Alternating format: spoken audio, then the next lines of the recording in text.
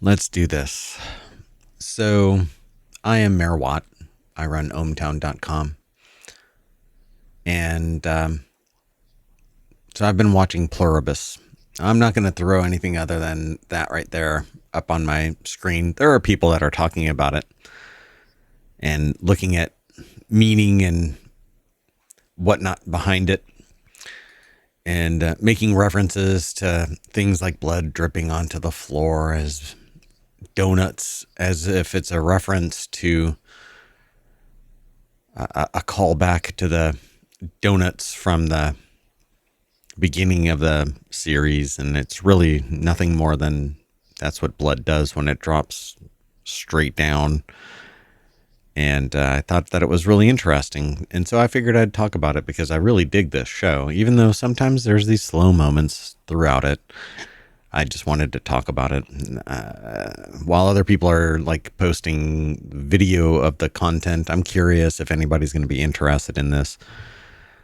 And you can let me know if you want something that is video as well that I'm referencing, that I'm talking about, then let me know in the comments. I think it'd be fine. So making mention of things like economics of the old world and whatnot. So this painting that gets referenced in some of these videos, Belladonna by Georgia O'Keeffe, it is essentially, yes, while it is a poison flower, it's dangerous. You're supposed to stay away from it. The real meaning behind that, and I think the takeaway in the context of Plur1bus, is that Georgia O'Keeffe was contracted to paint pineapples, but she did everything but that. And not until she was sent a pineapple in New York after she went to Hawaii to paint these pineapples from the Hawaiian Pineapple Company, they eventually sent her a pineapple and said, paint this shit. And I guess I should bleep that out, but paint this. And she painted a snippet of the pineapple, not the pineapple itself. She basically resisted everything that they wanted her to do. And that's exactly what this is all about. That's what Belladonna represents, I think, in terms of Plur1bus. And so while other people are talking about it being representative of, being a poison pill or something like that, I think it's more straightforward. I think it basically represents the fact that she is resisting this need for them to join them.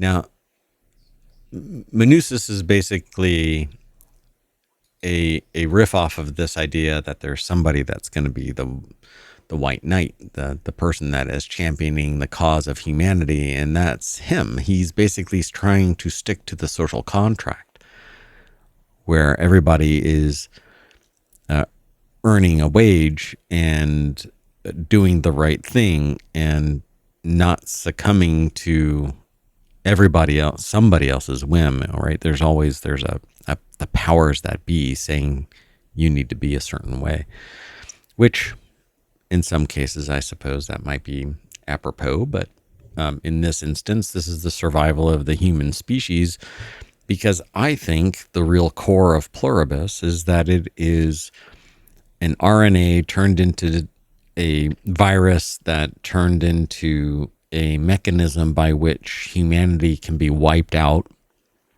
except for a select few, maybe.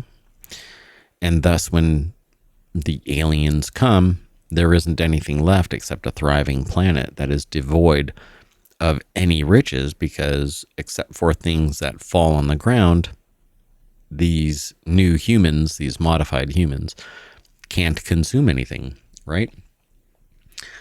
So in one of these videos, the person, and I don't really want to call them out, I just want to discuss by proxy their video, mentioning Van Gogh or anything like that. It has nothing to do with it.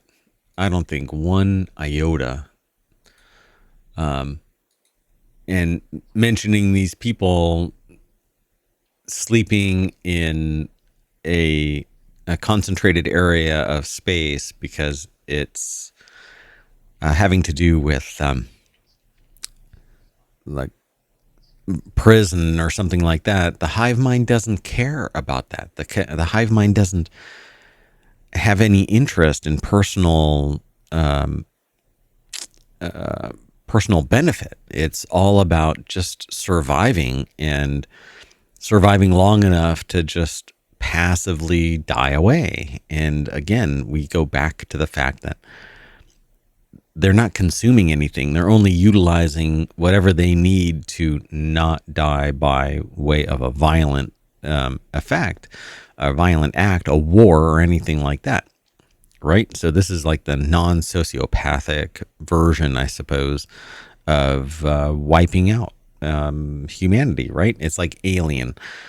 The idea behind Alien was to get the alien virus, and you would be able to drop that onto a planet, and it would wipe out whatever species is there and start over. Well, in Plur1bus, they're 600 million light years away, right? Supposedly, but maybe they're not. Maybe that's where the signal came from, and we just happen to detect it. And so it's wiping out humanity. And in the effort, in the process of this virus, the virus basically says, you need to broadcast your signal again, this virus, off to somebody else, and maybe somebody, and it can run in perpetuity if the power generation is built a certain way. They're talking about it at the very beginning of this. The size of the antenna has to be the size of like Africa. Well, we know in episode 8 that that's exactly what's going on. They're building an antenna, and all power is supposed to be trunked to that, right? All power on the planet is being sent to this location, wherever it might be. Who knows? Nobody's really decided or disclosed where it is, just that it's going to be huge. But the interesting part about this is there is something that is in nature.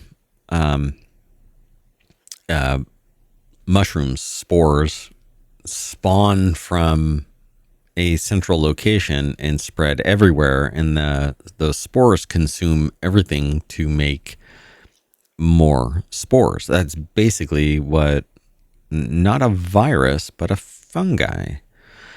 And they too are everything together. It is a singular entity, and several of them have been seen as being massive. So it isn't a virus so much as it is more like a fungus.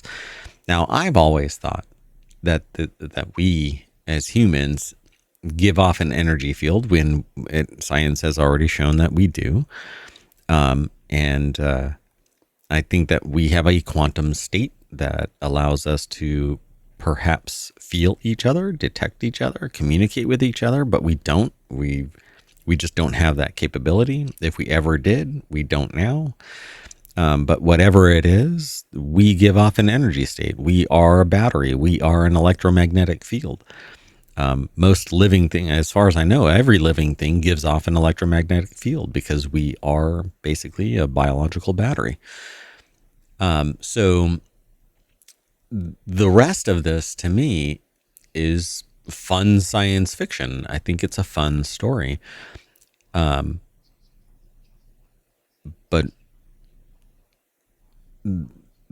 people are working at the minutia of this as like Lost, right? They're looking at this deeper minutia to figure out what it is. And, like Lost, we find out that it is nothing more than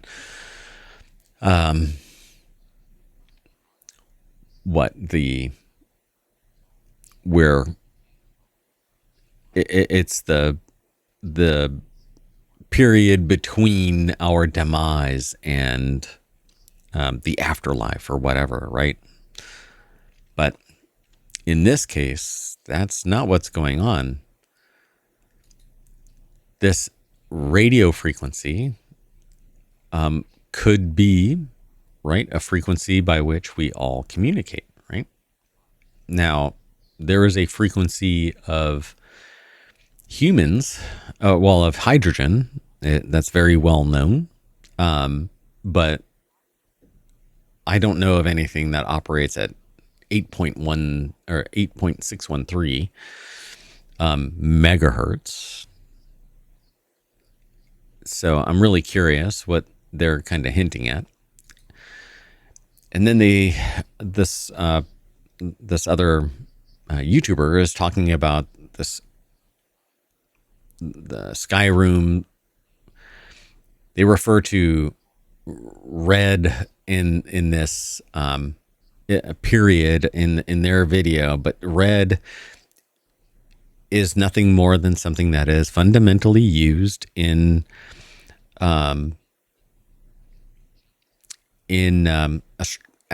astronomy, photography, because red doesn't impact what happens when you develop film, and it doesn't cause our eyes to dilate in the same way. And so we can actually see at night with red light.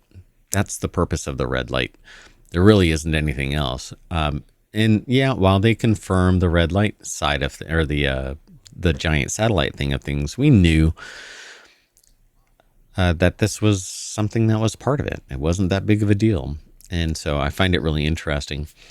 The other aspect of this entire thing is that people were literally abducted. They were not asked if they want to be part of the hive. And that's the most troubling part of this, because they said that the hive has to have permission, but none of these people said, yeah, I want to be part of the hive. Or maybe subconsciously they did, and those are the people that died, right? So it was either on or off. They weren't asked yet. Throughout the series, they've been saying that they can't force anybody to become part of the hive, which to me, fundamentally, it's not true. It just isn't true.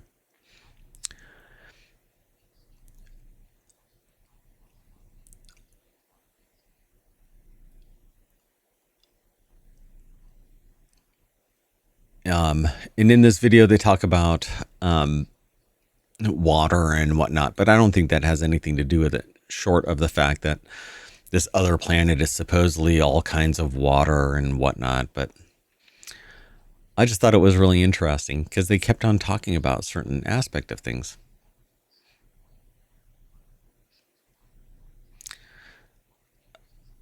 They talk about the color that's all throughout this thing, red, yellow, and green. And I just don't think that it's all that deep. It just doesn't, I don't think that part of it really even matters.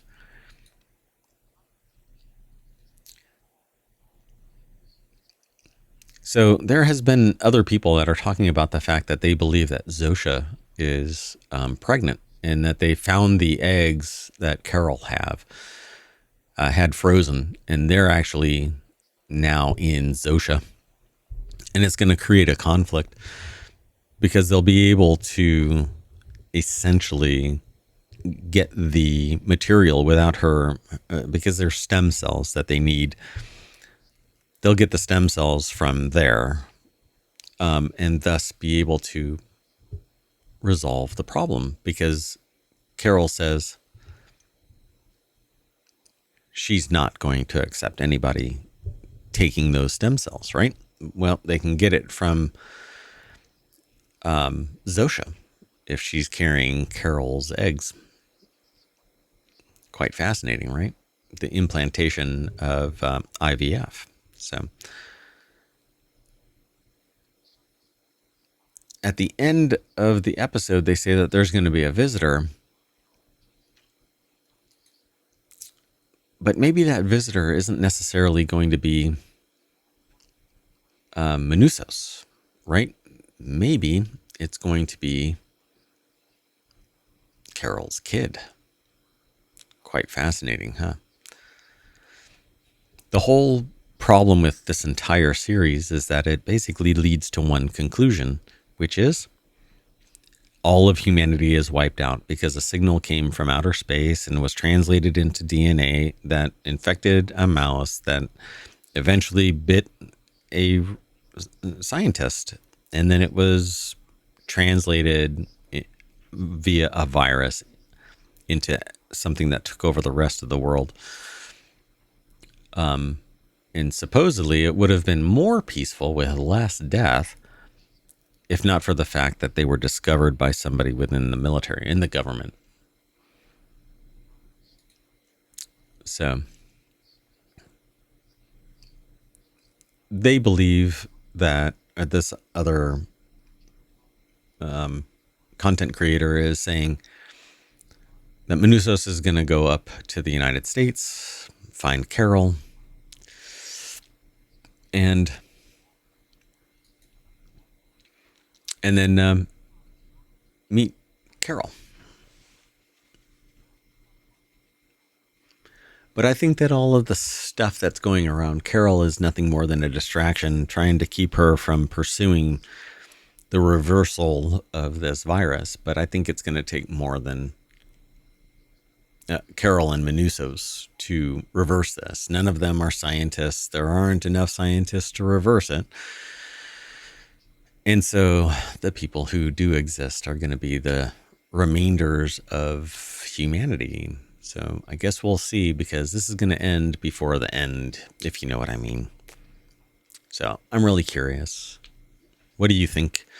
And I know that the production value of the video that I'm about to post isn't all that amazing, but I'm curious what people have to say about this kind of thing. So talk to you soon. Bye-bye.